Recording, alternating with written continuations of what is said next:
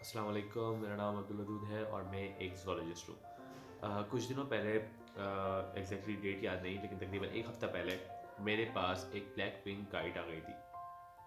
Adult था, किसी ने बहुत बुरी तरीके से उसके पर फाड़ के और उसको ना ऐसे ही मरने के लिए छोड़ दिया था और वो उड़ नहीं सकती थी। तो मैं जा रहा था नमाज़ पढ़ने के लिए, वापसी आते देखा तो वहाँ पे बच्चे उसको उठा रहे थे। मैंने उनसे पूछा कि क्या ये मरी हुई है? तो उन्होंने कहा नहीं, ये ज़िंदा है, सांस ले रही है। तो मैंने उसको उठाया, चेक किया तो बड़ी बुरी हालत थी उसकी। पैरों के साइड से खून बह रहा था और बिल्कुल निढाल पड़ी हुई थी। मैंने उसे उठाया और ले आया अपने पास। अगले एक हफ्ते मैंने उसको खाना पीना उसका बड़ी मुश्किल से कराया, क्योंकि स्टार्टिंग में वो बिल्कुल नहीं खा रही थी। उसको मैं इवन फोर्सफुली फीड करा रहा था, उसका मुंह खोल के उसके गोश्त उसके मुंह के अंदर डाल रहा था, हलक से नीचे उतार रहा था ताकि उसके पेट में घुस जाए। सिरिंज से मैंने उसको पानी पिलाया। बड़ी बड़ा वो 2-3 दिन बड़े मुश्किल थे। फिर उसके बाद से थोड़ी प्रोग्रेस दिखाना स्टार्ट करी और क्या कहते हैं, खुद खाना पीना शुरू किया। तो मैं बड़ा खुश था। उसने मेरे कमरे को तबाहाल बना दिया, लेकिन ये था कि मेरा दिल सही मुतमईन था कि चलो ये रिकवर हो रही है। फिर आज वो दिन है जब मैं उसको देने जा रहा हूँ। मतलब पर आने में एटलीस्ट मिनिमम 7 से 8 महीने लगेंगे, मिनिमम बता रहा हूँ मैं, क्योंकि ईगल्स और काइट्स के पर बहुत जल्दी नहीं आते। बहुत रेयरली होता है कि बहुत जल्दी आ जाए, वरना ये बहुत टाइम लेते हैं आने में। तो आज मैं इनको देने जा रहा हूँ वापस ज़िया भाई के पास। ज़िया भाई बेसिकली एक माइक्रोबायोलॉजिस्ट है, बट ईगल्स काइट के लिए उनके दिल में खासा जगह है। तो मैंने उनसे बात की, मैंने कहा देखिए मेरा थोड़ा आउटडोर का काम है और मैं पूरी तवज्जो नहीं दे पाऊँगा इसे, और मैं नहीं चाहता कि ये किसी ऐसे बंदे के हाथ में जाए जो इसको अब्यूसिवली यूज़ करे, सिर्फ फ़ोटोज़ वीडियोज़ के लिए यूज़ करे। तो मैंने कहा आप रख लें इसे, और जब ये रिकवर हो जाए तो रिलीज़ कर देंगे इसे हम। और हमारा इरादा भी कुछ यही है कि हम चाहते हैं कि जल्दी से जल्दी ये रिलीज़ बैक हो, क्योंकि अडल्ट है, वाइल्ड एनिमल है, वाइल्ड एनिमल हमारे हाथों में बिलोंग नहीं करता। अभी एक सिनेरियो कुछ ऐसा हो गया है कि हमें उसकी केयर करनी पड़ रही है, बट ये हमारा राइट नहीं है कि हम किसी वाइल्ड एनिमल को कैप्टिव रख के अपने पास रखें। मेरे पास भी मेरे कमरे में ये रही है, बट मैंने इसको बांधा नहीं, ना किसी जगह बंद किया, क्योंकि मुझे पता है कि वाइल्ड एनिमल्स बंद जगहों पे डिप्रेस हो जाते हैं।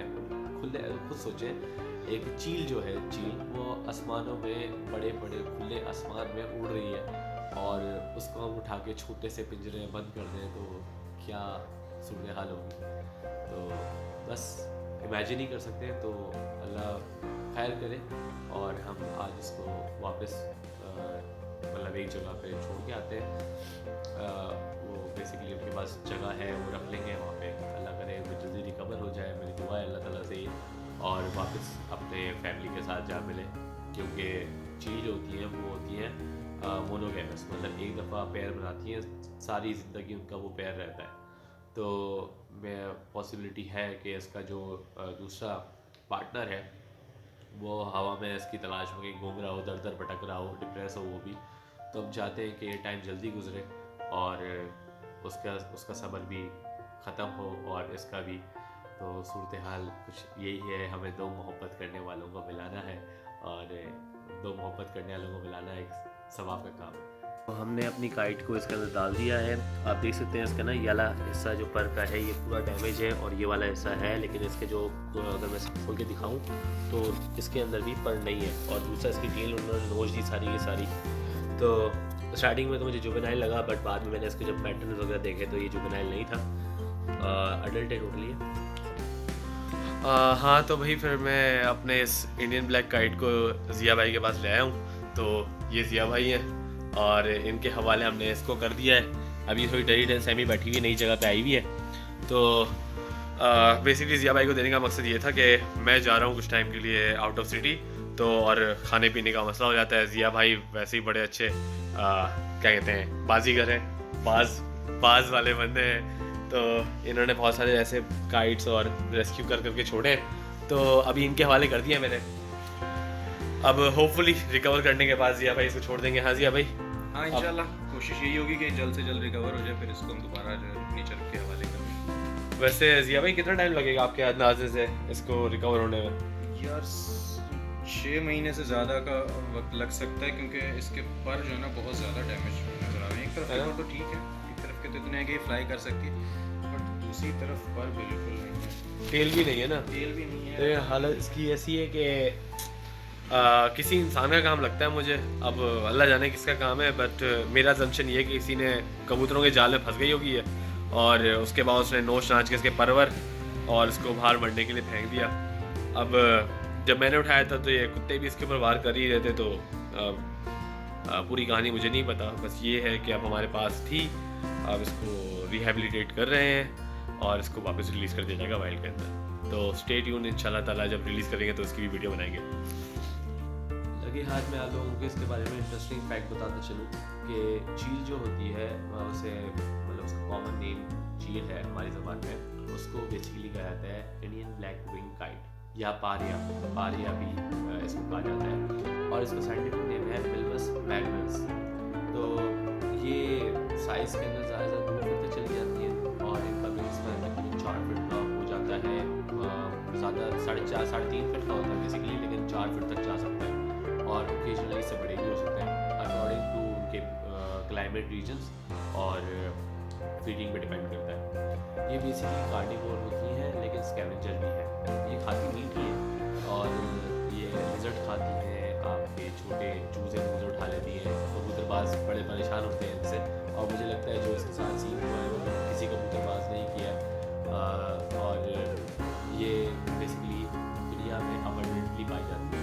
ये endangered नहीं है, बट इसका मतलब ये नहीं है endangered नहीं है तो आप इसकी ज़िंदगी ज़ाया करो, क्योंकि each and every animal has its own life.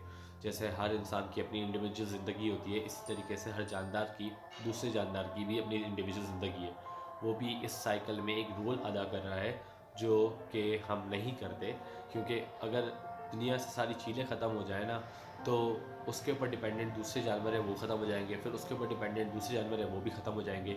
ये एक चेन चलेगी और इस चेन के चलते चलते इन दी एंड इस चेन की एंड पे हम खड़े हैं और जैसे ही वो चेन पूरी पूरी डिस्टर्ब होगी हम भी डिस्टर्ब होंगे। स्कैवेंजर है, जब मरे मुर्दे भी खा लेती है, शिकार भी करके खाती है और इनकी जो एज होती है वो ऑलमोस्ट 24 ईयर्स का लाइफ स्पान होता है इनका और इस पूरी ज़िंदगी के अंदर ये सिर्फ एक ही पैर बनाते हैं, मतलब एक ही पार्टनर के साथ मेट करेंगे, एक ही के साथ रहेंगे। एक और फैक्ट ये है कि इनके मेल और फीमेल में कोई वाज़ा फ़र्क नहीं होता, ठीक है, मतलब दोनों एक जैसे ही होते हैं। डायमॉर्फिज्म होता है, मतलब वो सेक्सेस अलाइक एक जैसे ही होते हैं और इसको साइंटिफिकली मेल्विस कहा जाता है और ये Iran, Iraq, Afghanistan, China, Pakistan और तजाकिस्तान और आप रशिया के अंदर कम होती हैं लेकिन वहाँ पे भी पाई जाती हैं और उसके अलावा आपका अरब इमाराट्स का पूरा एरिया, यूएई का जितना भी इसको ले लीजिए, यूएई जितने भी एरिया वहाँ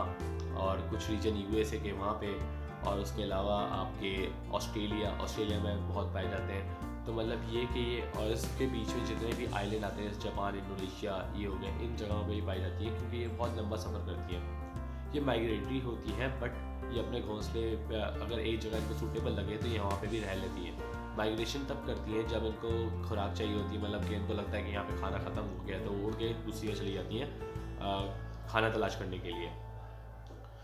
तो ये थे इनके कुछ फैक्ट्स एंड फिगर्स। अच्छा, फॉर सपोज आपको कभी मौका मिलता है चील रेस्क्यू करने का, आप कर लेते हैं, तो उसकी केयर कैसे करनी है? देखें, दिन के अंदर कम से कम 100 ग्राम गोश्त ये खाती है, ठीक है।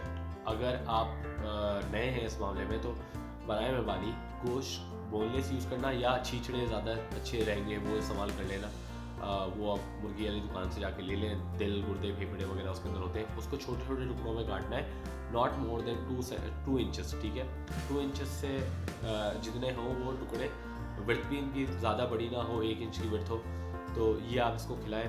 अगर थोड़ा स्टार्टिंग में फोर्स फील बात है, ख़ास ख्याल रखना कि ज़बान के बिल्कुल पीछे इनकी सांस की नाली होती है और बिल्कुल एंड पे इनकी एसोफेगस होती है। तो आप कोशिश करिएगा पानी अगर आप सिरिंज से पिलाने की कोशिश करें तो सिरिंज उनके मुंह के अंदर काफ़ी अंदर तक डालनी है आपने और ख्याल रखना अपर की तरफ, जैसे चील का ये मुंह है तो यूँ नहीं करना है आपने ऊपर की साइड से अंदर की तरफ डालना है ताकि पानी उसके एसोफेगस में जाए, उसकी सांस की नाली में ना जाए, ठीक है। इस बात का खास ख्याल रखना।